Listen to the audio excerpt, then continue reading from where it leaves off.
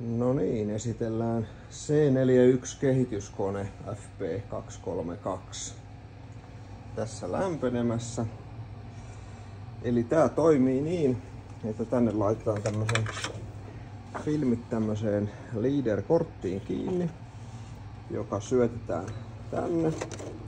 Tää on valotiivis tässä tää prosessi ja filmit kiertää täällä eri kemiot lävitse.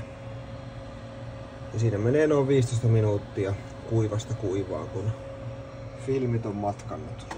Eli tää korttien hammastus sopii tohon hihnaan, niin kuin nähdään, ja se sitten vaan vetää filmejä tuolla vakiovauhdilla peräkkäin.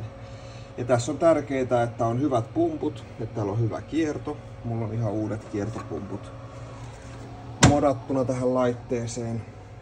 Ja myös toinen asia, että meillä on suodattimet vaihdettu. Meillä on tuoreet kemiat, mitä täällä pidetään.